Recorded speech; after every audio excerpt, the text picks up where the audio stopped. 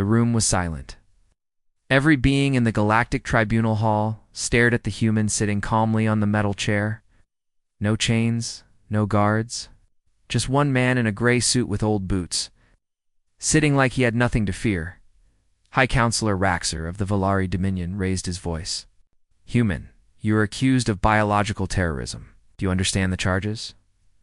The man didn't speak, just opened a small metal box he carried and pulled out something green.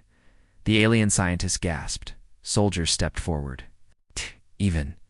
The guards at the back of the hall aimed their weapons. The human looked up with calm eyes and said, "It's just a fruit. Want some?" The room froze. The fruit in his hand was round and green, with a soft, shiny skin. Galactic Files had classified it under Extreme Hazard Level 7. On over 20 planets, even touching it had caused sickness. On some death, no living thing can eat that, Raxer said. "You insult this court." The human took a bite. No alarms, no screaming. He chewed slowly, even smiled. "Still tastes better than your nutrient paste."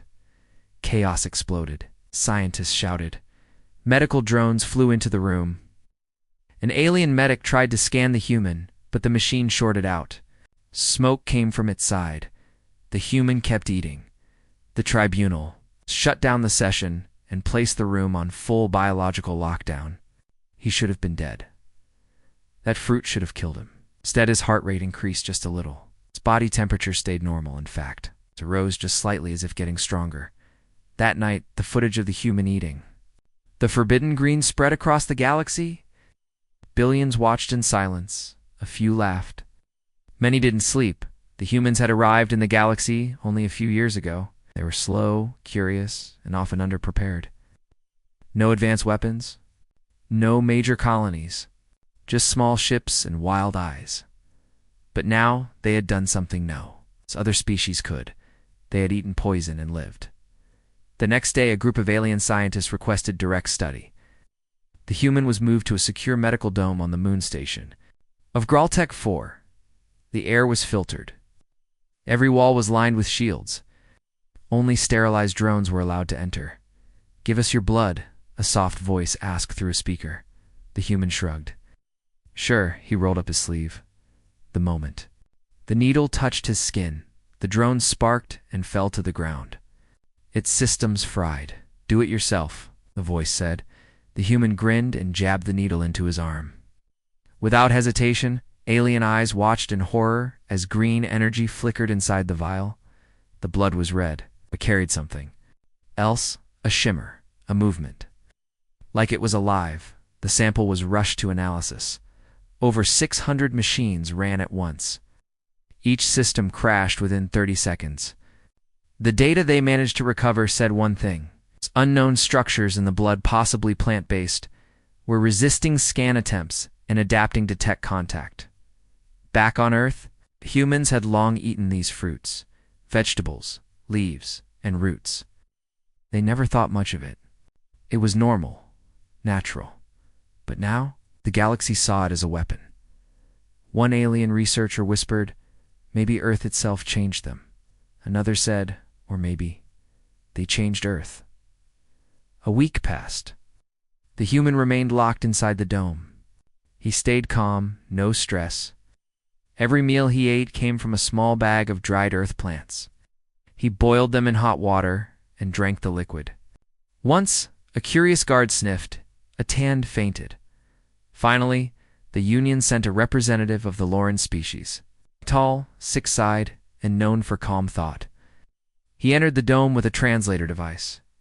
"You are not alarmed," the Lauren said. "No." "Reason to be," the human replied. "Your plants are dangerous to us." "Why do you eat them?" "Because they're not dangerous to us," the man said. "In fact, we need them. They keep us strong." The Lauren paused. "Are you saying earth plants heal you?" "More than that," the man said, sipping his tea. "They talk to us." The translator stuttered. "Repeat, we don't hear words, but our bodies listen. You think Earth is a planet? To us, it's alive. And everything it grows is part of it. We're part of it too." That night, a decision was made. They would run one last test. They placed the human inside a sealed chamber with 3 controlled plants grown from Earth soil. One was a fruit vine, one was a root, and one was a simple leaf. 3 alien subjects were brought in each in armor, each ready. The fruit was placed in front of the first alien. He sniffed it. Nothing, he touched it. His hand turned blue. He took a bite. Within seconds, his body stiffened. His voice broke into static. He collapsed. The root was given to the second alien. It was dry, hard, and smelled strange. The alien looked around nervously, then bit into it. He screamed, not in pain, but in memory. He began shouting words in a language his species had forgotten for 1,000 years. His eyes rolled back. The third alien approached the leaf. Looked soft, harmless. He laughed. This is your fear? He chewed it. Nothing happened for a full minute. Then he began to cry. His body glowed with light. His skin changed color and became transparent. Inside his chest, a second heart began beating. None of them died. But none of them returned the same. The scientists were terrified. The human was not. He watched all of it through the glass and whispered, "You thought Earth's plants were poison. But they're more than that." They asked him what he meant. He didn't answer. They asked again. No reply. The human simply opened another metal box and took out something small and red. Another fruit. The scientist screamed. The man smiled. "It's just a tomato," he said. "Want to see what this one does?" Suddenly, the alarms didn't sound like warnings. They sounded like fear. That night, half the Galactic Council voted to place Earth under permanent quarantine. No exports, no visitors, no samples, but it was already too late. One of the drones from the earlier test had malfunctioned, fallen, and shattered outside the lab. A single root sample had bounced out of the cracked container and rolled under a bench. No one noticed. 3 days later, that moon station reported oxygen level changes, strange patterns in the soil, unusual warmth under the floor, and vines stinny. At first growing from the cracks, security tried to burn them. The vines didn't burn, they grew faster. When humans were told about the incident, they simply said, "Oh, you fed it." "Fed it what?" the scientist asked. "Your fear," the human answered. And then he laughed. The tribunal never reopened his case. They didn't need to, because now the galaxy understood something terrifying. Earth's plants weren't poison. They were patient. They had waited for billions of years in silence, and now someone had finally listened. The human, and through him, Earth had spoken, and the stars would never be the same again. The trade ship Xenix Dream was built for peace. Every wall was silver. Every hallway had soft lights and calm music. The ship moved slowly through space, carrying ambassadors, traders, and scientists from 12 different species. No weapons. No soldiers. Only minds. That's why no one expected danger when a human was invited aboard. His name was Commander Ryan Hale, a former Earth officer, now acting as a peace guide. He walked softly, spoke less, and smiled only when necessary. Aliens liked him. He didn't threaten. He didn't brag. He just listened. On the 5th day of the journey, he was invited to the dining hall for a peace meal. All 12 species would share one table. Food was strictly regulated. Every item had passed safety scans. Every drop of water was tested twice. No. One knew Ryan had brought his own lunch. It was a clear container, sealed, marked with faded letters. Lunch, Earth-grown. Not for sharing. He sat down quietly at the end of the table. Others were still entering, talking in their languages, shaking hands or tentacles. Then the lid came off. A wave of smells filled the room. It wasn't bad, just strong. Sharp. The kind of smell that made your nose twitch and your eyes water. Dozens of alien heads turned. "What is that?" someone whispered. On his plate were leaves, dark green, red, and even purple. Chopped pieces of yellow fruit, thin rings of something white and spicy, and a thick dressing that shimmered like oil and fire. Ryan said nothing. He took a fork and began eating slowly. The ambassador from the Terkari species who sat closest to him raised an eyebrow. "Commander Hale, what are you consuming?" Salad, he replied. Is it safe for me? Yes. The ambassador leaned closer. It smells powerful. It's garlic, Ryan said. No one knew what that meant. The air vents picked up the scent and spread it through the hall. One by one, the aliens began coughing. Eyes blinked rapidly. A green-skinned scientist fainted. Small lizard-like diplomat tried to run, but slipped and hit the floor. Ryan didn't even notice. Kept chewing calmly. Medical bots flew into the hall. They scanned the air and scanned. Ryan then froze in midair. Unknown plant-based compounds, one bot said. Warning, bioreactive particles detected. Ryan wiped his mouth. It's just onions and vinegar. Panic started. Someone hit the emergency button. Shields came down. Oxygen levels were raised to thin the air. A cleaning drone sprayed neutralizer gas. Ryan raised an eyebrow. You're overreacting. This is lunch on Earth, the alien ambassador shouted from across the room.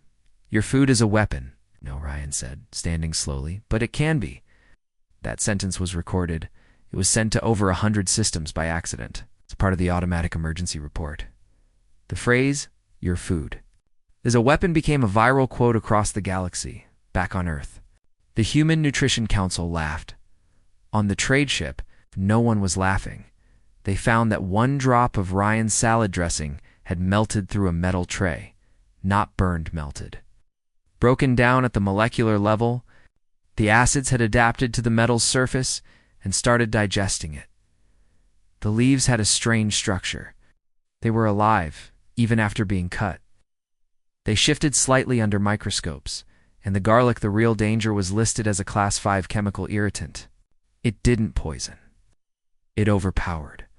Ryan was placed under observation, not arrested, not questioned with force, just studied. He didn't mind. You've built a galaxy of weak stomachs, he said during a debrief. Earth food isn't meant to be gentle. We had to eat strong, to survive strong. They asked him what that meant. Earth tried to kill us every day, he said. Our plants have chemicals, toxins, oils, spikes, smells. You think poison is strange? On Earth, we call it flavor. That line was also recorded. Flavor was now feared. A few days later, a report came in from a nearby station. One of the trade ship's cleaning bots had returned home with tiny particles still inside its systems. The particles came from the salad's small pieces of basil and chili pepper. Harmless, it seemed, but now the bot's cleaning foam had changed. It could dissolve certain materials it wasn't designed to. Engineers called it a molecular mutation. The salad had rewritten the bot's programming using biology. Alien scientists went pale. What if this wasn't accidental? What if Earth's plants wanted to spread? Ryan was still under observation. They asked him more questions. Do you know what this is? He looked at the sample basil, he said. Used for flavor and healing, and this chili pepper, we eat it to feel alive. Why are these plants so aggressive? Because Earth made them that way, he answered. You didn't evolve on a death world. A researcher from the Varan species spoke up. What is a death world? Ryan turned to her and smiled for the first time. Earth, he said. The silence was long. They had known humans were different, stronger, tougher. But now they were seeing the why. Not just the body, not just the mind, but the food. The salad. Wasn't just nutrition. It was training. It was survival. It was Earth's way of making sure its children stayed ready for war, even during lunch. Later that week, the Galactic Food Commission banned all uncooked Earth plants from space stations. Packaged human meals had to be triple sealed. All diplomatic ships were warned to avoid human snacks. Ryan left the ship with a small smile and a fresh salad in his bag. The final message from the station's captain was brief. They say war starts with weapons, he said. But this war started with lettuce. The planet Yolvex-9 had no wind, no trees, no sound. It was silent rock, frozen lakes, and old science labs. It's a perfect place for dangerous tests. That's why the Galactic Research Division brought the root there. It was a small thing, dug from Earth soil, rough, brown, harmless looking. The humans called it ginger. But the way it twisted, like it was holding a secret, made even the alien scientists nervous. They didn't touch it with bare hands. It was placed in a glass box, scanned from all angles, and then locked inside a sterile growth chamber. Heat was added. Nutrients sprayed. Artificial light switched on. Nothing happened for 2 days. Then the root moved. Not much. Just a tiny shift to the left, as if trying to find something. The scientists rechecked the data. Maybe the table shook, maybe the camera chat. But the next morning, the root had sprouted. A single green stalk reached upward fast, straight, and warm to the touch. The station's head biologist, Dr. Relic, called for isolation protocols. "Nothing from Earth grows this fast," he said. He was wrong. By the end of the day, the stalk had become a vine. Thin branches touched the glass walls, tapping like fingers. The light sensors detected strange pulses from the leaves' soft flickers. In infrared, the plant was sending signals, but no one understood the message. On the third night, something new appeared. A glow. It started from the center of the root. A faint red shine like hot coal under skin. When the lights were turned off, the room stayed dim. The root was burning not with fire, but with energy the scanners couldn't explain. Dr. Relic ordered the power cut. The machine stopped. The chamber darkened, but the glow did not fade. Instead, it grew stronger. At 2:13 station time, every camera inside the lab went black, not broken blinded. The sensors reported exposure to a light frequency never recorded before. The data files turned to static. At 2:14, the station's gravity shifted, just slightly, just enough to trigger the alarm. The root had released something into the ground. No spores, no gas, no movement, just change. The engineers found the floor below the lab warm to the touch. Lines of red light glowed under the tiles thin, veins spreading from the root chamber downward. The plant was growing beneath them. Now, Relic shouted for emergency shutdown. "Dig it out, burn it, now," workers tried. They opened the floor and found not just vines but structures, root formations that didn't follow plant logic. They curved like circuits. They linked like networks. They pulsed.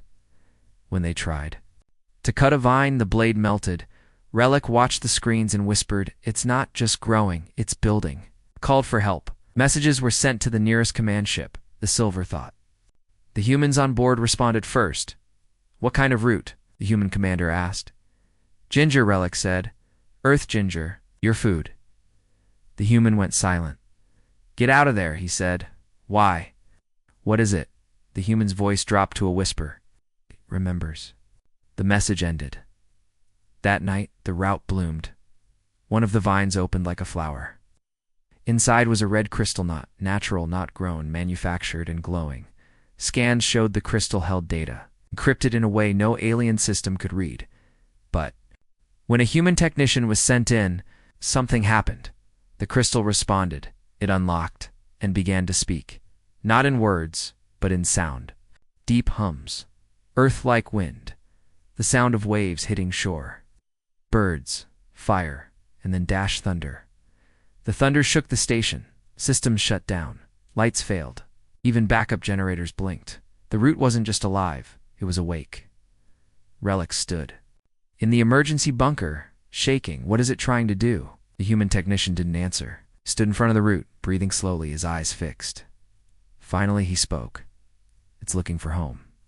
The others didn't understand. "This isn't just a plant," the human said. "It's a message from Earth, a living memory." Relic stepped forward. "You mean it's intelligent?" "No," the human said. "It's more than that.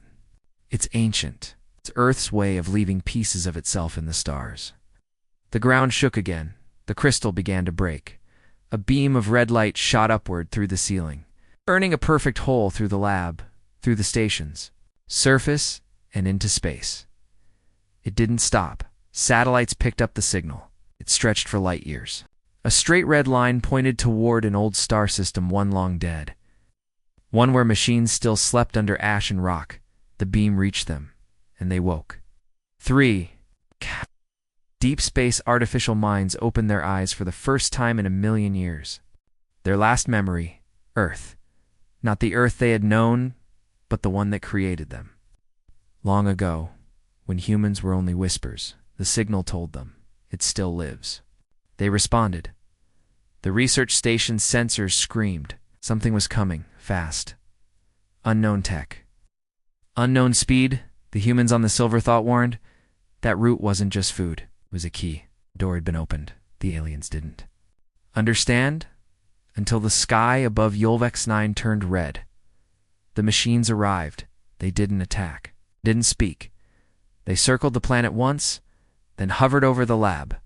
They scanned the route, scanned the human, scanned the Earth crystal then. One of them sent a signal back. It was a single word, written in ancient Earth code. Home. That night, the route stopped glowing. The lab fell silent. The machines left. No one knew where they went, but the signal they sent was still spreading, thousands of light years away. As planets with Earth seeds hidden in caves or vaults began to stir. Roots grew from dry ground. Leaves opened in vacuum, and Earth's memory spread through systems that had forgotten what green was.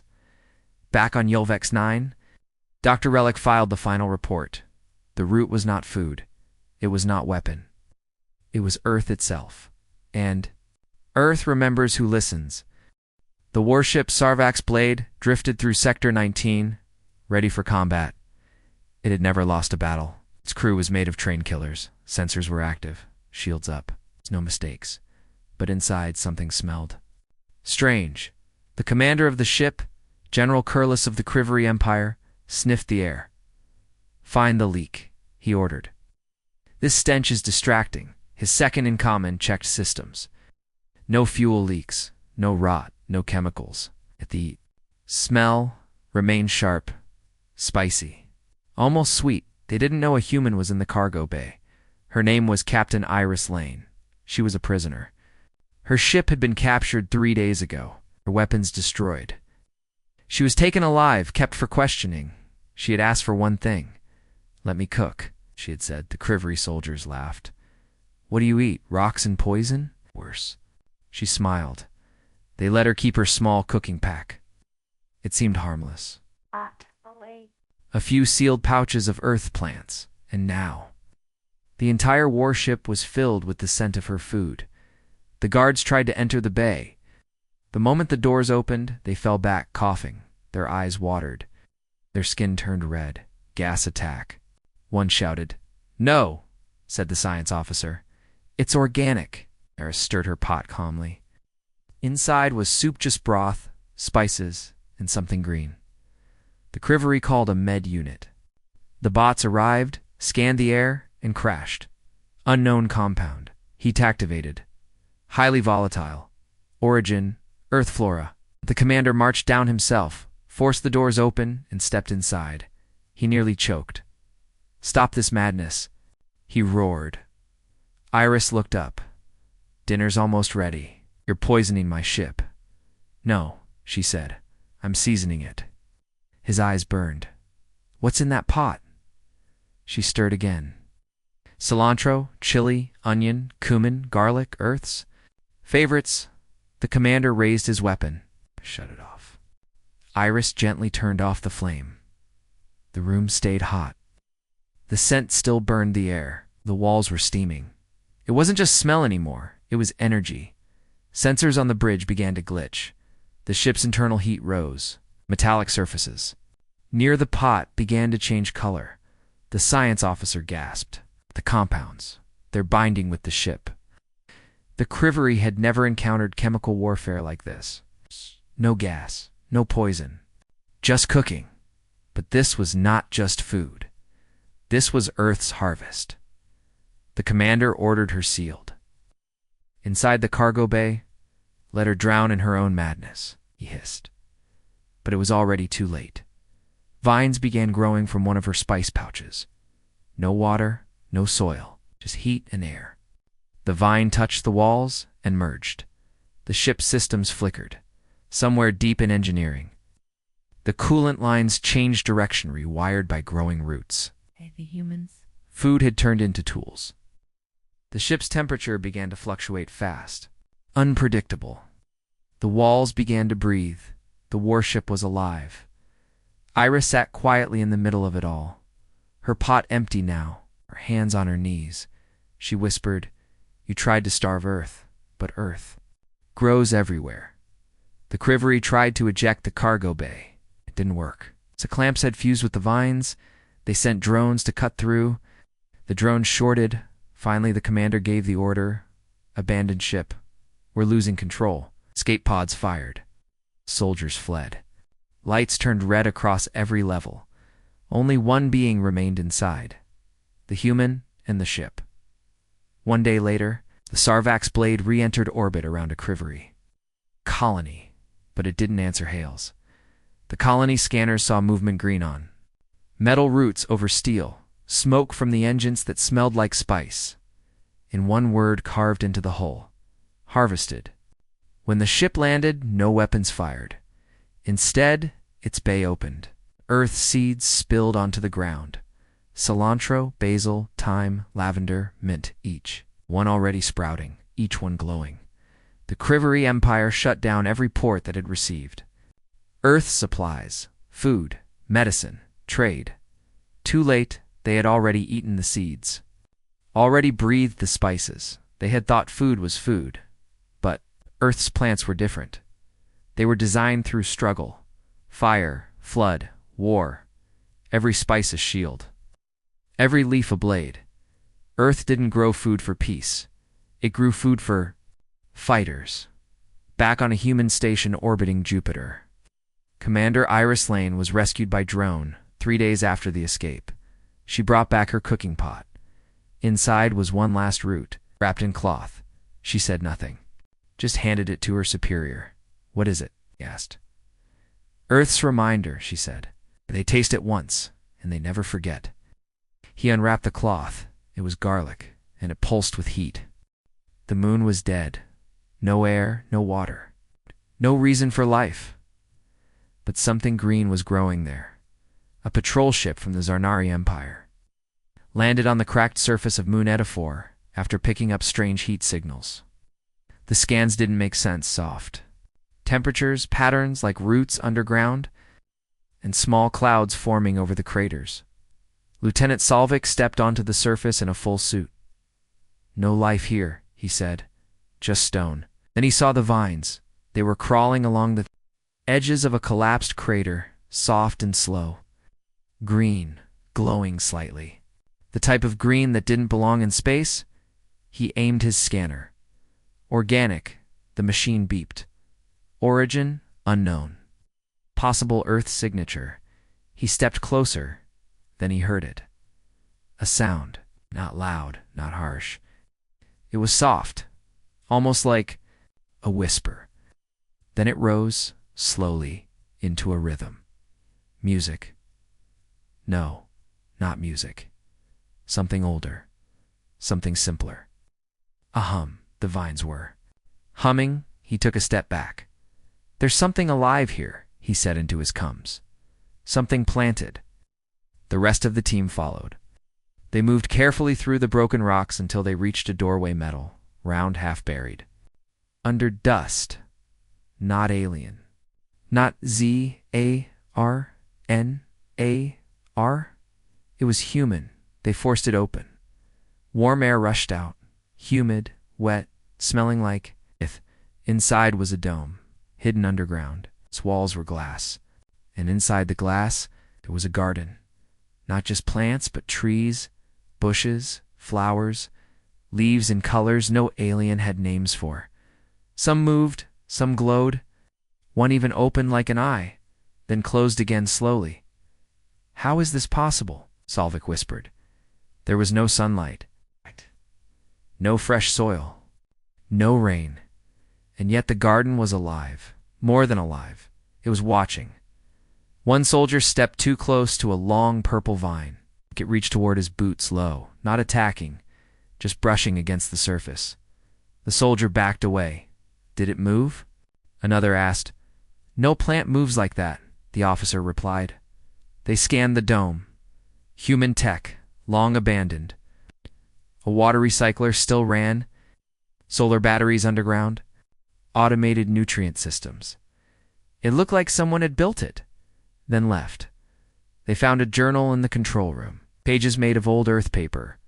Only one line had been written. This garden remembers who hurt us. The Zarnari soldiers tried. To collect samples, they cut a branch, a leaf, dug up a root. But as soon as they left the dome, their samples rotted. The branch turned black in seconds. The leaf melted into water. The root cracked and crumbled to ash. The garden would not be. Taken only in the dome. Did it stay alive? One brave soldier returned and placed the root back into the soil, and it healed. Almost. Instantly, that's not normal, Solvik whispered.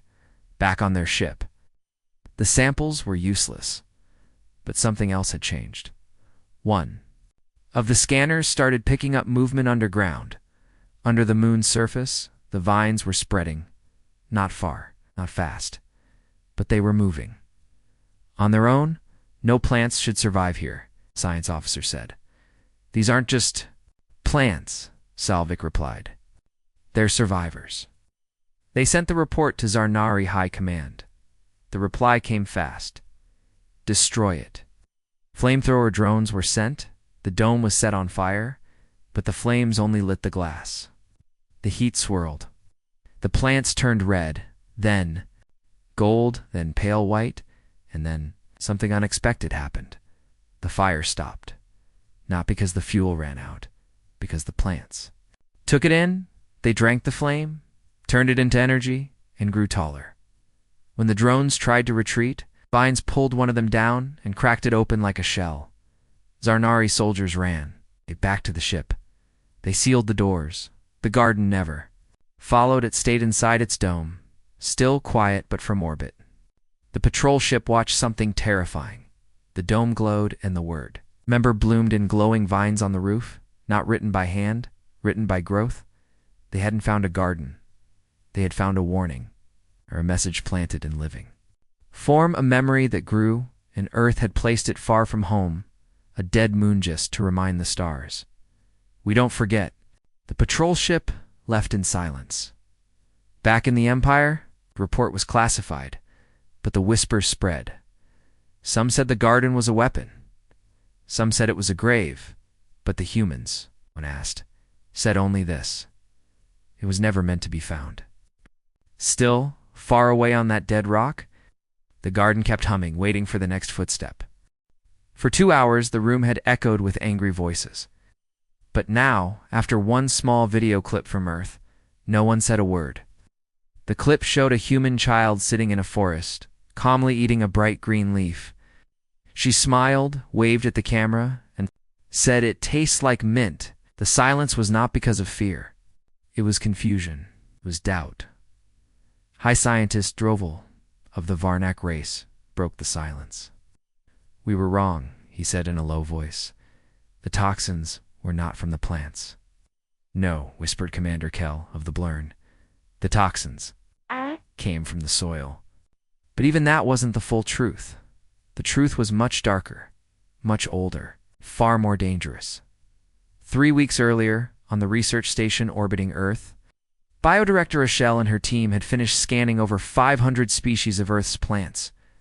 All were declared highly toxic to alien biology, not because of the plants themselves, but because of what lived inside them. Every sample held microscopic organisms, millions of them, bacteria, fungi, viral colonies, and every one of them thrived on alien flesh. One fungus had pierced through 6 layers of Zarn armor plating. A single bacterial strain had eaten through the lungs of a Tove scientist in under 6 hours. And one unknown microbe had turned the entire left side of a Gliver's body into liquid. So they blamed the plants. They banned all Earth flora, declared the planet a biohazard, but they didn't know what the humans had. It's already known for thousands of years. The Earth wasn't dangerous because of plants. Plants were just the carriers. The real danger was the ecosystem. A world where survival didn't come easy. A planet where even moss had enemies and humans. They didn't just survive here. They ate the danger. One Terran ecologist, Dr. Mara Luthen, had published a private report. In it, she wrote, "Earth has evolved alongside these threats. Our immune systems are armored against millions of biological killers. Our digestive systems can destroy what melts others. Earth's plants aren't the weapon, we are." That line alone triggered mass panic in 32 alien systems. The Galactic Council demanded answers. And they got one in live broadcast. At a press conference, a human farmer from Canada was asked, "How can you eat things that kill us in seconds?" He laughed, took a bite from a raw onion, and said, "That's just lunch. You should see what we drink." The room froze.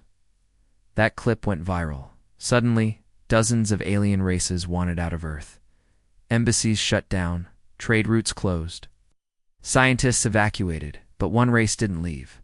The Veshtar, a curious and prideful species, stayed behind. They believed the danger was exaggerated, that humans were bluffing.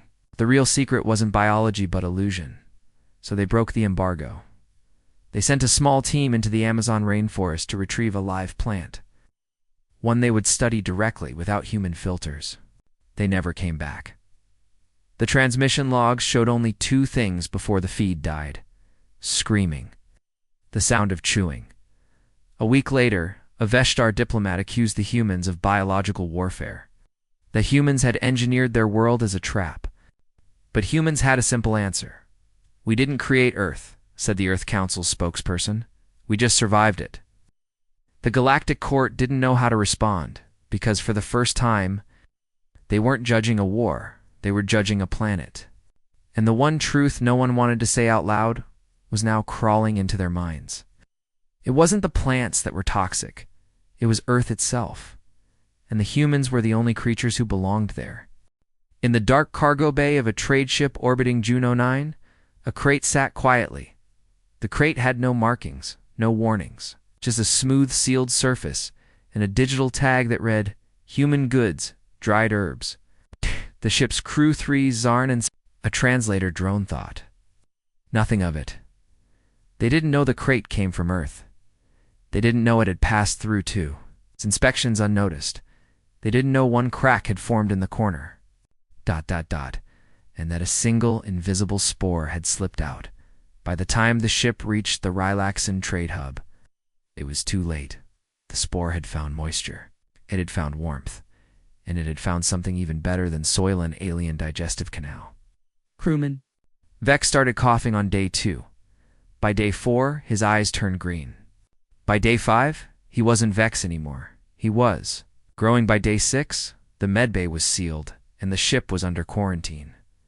Back on Earth, no one panicked. In fact, most humans weren't even aware. But somewhere deep in a bunker beneath Iceland, warning light blinked red.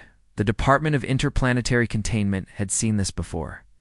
Dr. Jensen, veteran from the early contact years, stared at the alert and whispered, "We told them not to take Earth's green things." But the galaxy didn't listen.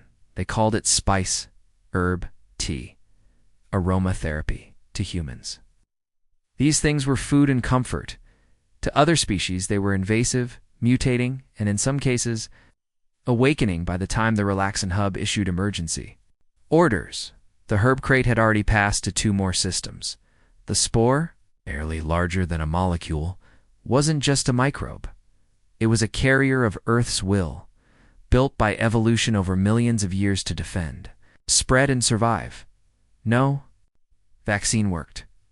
No burning slowed it. Worse, those infected didn't die quickly. Their minds faded slowly, but their bodies kept moving, can planting. The galaxy began to whisper a new phrase. Not Earth is toxic, but something far worse. Earth is spreading. 12 systems banned human food. 3 cut off all Earth trade. But it was already too late, because spores don't need ships. They ride fur, clothes, cracks in crates. They hide in the breath of the curious. And in the saliva of the brave, they wait. And in the end, no one could trace which human herb caused the first outbreak. Was it basil, mint, oregano, something far older, something that humans thought was harmless? But Earth never made harmless things. Now, across spaceports and council chambers, leaders feared a new kind of war. Not a war of guns, a war of roots. And behind it all, the humans still smiled, still chewed their green leaves, still ate the danger, because Earth didn't raise weaklings. Earth raised survivors. And now, the galaxy was learning what it meant when just one spore reached the stars. The High Council of Galactic Safety gathered in orbit above the neutral world of Silvara. Dozens of species, thousands of voices, all speaking one word in terrified unison. Containment. The vote was final. Council would send fire to Earth, cleanse the planet, burn its roots, seeds, spores, everything. No more second chances. No more Earth goods, Earth visitors, Earth food. The planet was too dangerous, its biology too stubborn, and so they launched the cleansing fleet. Thousands of warships, bioflamers, atomizers, radiation bombs. Their goal wasn't victory, it was sterilization. Earth didn't resist. No ships rose to meet the fleet. No weapons fired. No messages replied. The humans were silent. The ships entered Earth's atmosphere. They burned. Forests in Asia turned the Amazon to ash. Glassed green valleys in Africa. Fried Antarctica, just to be sure. The oceans boiled. Plants screamed in frequencies only a few species could hear. Spores curled in heat. Roots snapped. The galaxy cheered. The war they believed was won, but they forgot what humans already knew. Earth is not just land. It's memory. It's code. Survival written in the language of DNA and spite. And some seeds do not burn. In an abandoned crater once called Iceland, vine broke through the glass. Soil. The first REG. ROWT. Then came moss in radioactive ruins. Then came trees. Growing sideways from melted metal, the seeds had gone deep. Deeper than machines could dig, deeper than fire could touch. And on the moon, hidden inside a human lab, no one had noticed. A backup waited. A vault of soil, spores, of samples labeled only for the next Earth. It opened on its own, triggered. By satellite signals, drones deployed, soil mixed, sun lamps activated, within days. Green returned to gray. Earth was growing again, but it didn't grow back the same. This Earth had learned it had absorbed alien minerals. It tasted cosmic radiation. Survived fire from the stars. It was stronger, faster, worse. It was now curious, the first vine that cracked a drone. The panel didn't stop growing, it crawled in and wanted to know. By the time the council realized their mistake, Earth was no longer a planet. It was a force. It no longer waited to be visited now. It reached outward. Green tendrils pierced, satellite shells, spores rode cosmic winds, and on distant planets where human food had once been banned. Something sprouted. The galaxy called it invasion. The humans called it rebirth, and somewhere deep in the roots, Earth whispered one message to the stars. You tried to kill me. You will know what it feels like to be grown over. Because Earth's greatest weapon was never its people. It was the world that made them.